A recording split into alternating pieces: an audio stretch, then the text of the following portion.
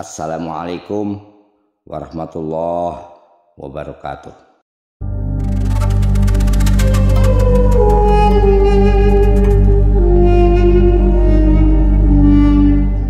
Alhamdulillah wassalatu wassalamu ala rasulillah. Kaum muslimin muslimat, Panji Gumilang telah menjual dan menukar ayat-ayat Allah dengan harga yang murah untuk mendapatkan harta, jabatan, wanita, untuk mendapatkan kemewahan, untuk bisa memperturut hawa nafsunya.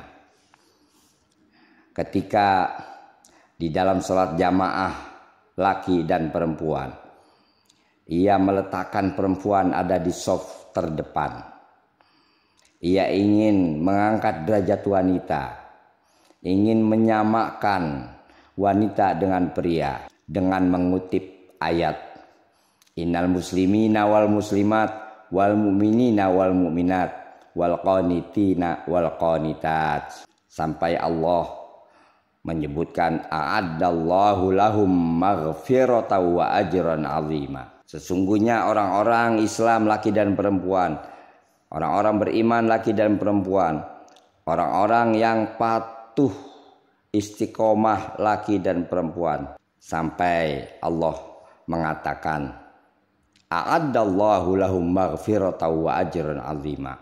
Allah siapkan untuk mereka ampunan dan ganjaran yang agung. Ayat ini turun ketika istri-istri Rasulullah Shallallahu Alaihi Wasallam berkata bahwasanya Allah Subhanahu Wa Taala menyebut kaum pria di dalam Al-Quran dan tidak menyebut kaum wanita dengan kebaikan, sehingga ini istri Rasulullah Shallallahu Alaihi Wasallam menginginkan disebut karena mereka takut inna nakhafu alla tuqbala minna ta'atun. Kami takut ketaatan kami tidak diterima oleh Allah Subhanahu wa taala. Kemudian turunlah ayat ini.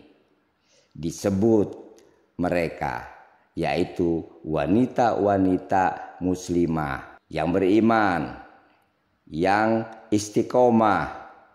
Nah, mereka ini sama dengan kaum pria apabila beriman, apabila taat, apabila patuh kepada Allah, bertakwa kepadanya.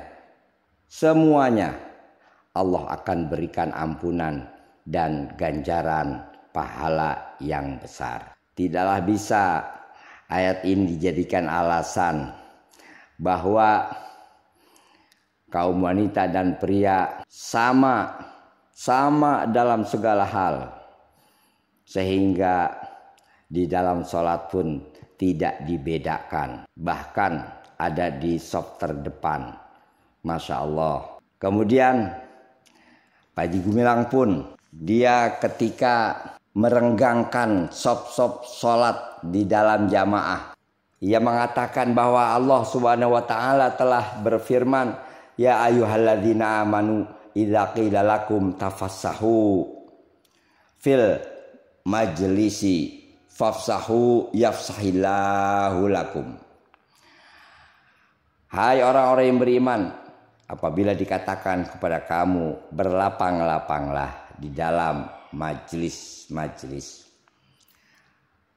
maka hendaknya kamu berlapang-lapang, niscaya Allah akan melapangkan bagi kamu semua.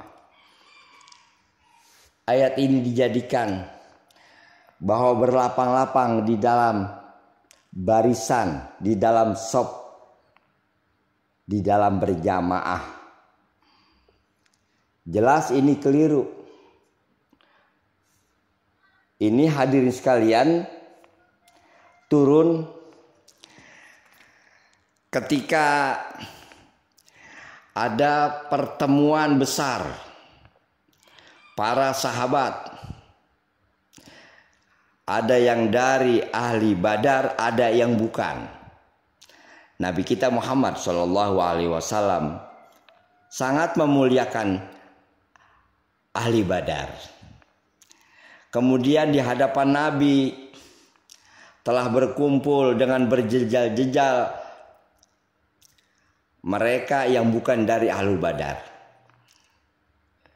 Kemudian Nabi perintahkan kepada mereka untuk berdiri. Qum ya fulan wa anta ya fulan. Wahai fulan, berdirilah. Berdirilah kamu. Maksudnya apa? Supaya memberikan tempat walaupun sedikit dari kaum ahli Badar, agar mereka semuanya bisa melihat dan mendengarkan apa yang disampaikan oleh Rasulullah Shallallahu Alaihi Wasallam.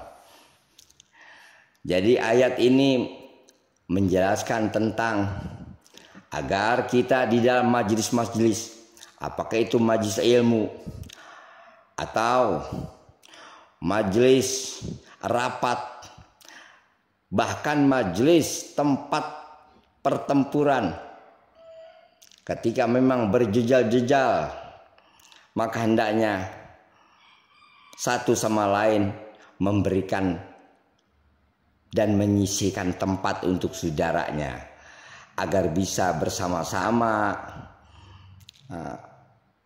melihat apa yang perlu dilihat di depan, bisa melaksanakan apa yang perlu dilaksanakan. Oleh sebab itu, tidaklah cocok dan tidaklah pas jika ayat ini sebagai dalil bahwa sop berjarak-jarak sampai 1 meter, bahkan bisa lebih.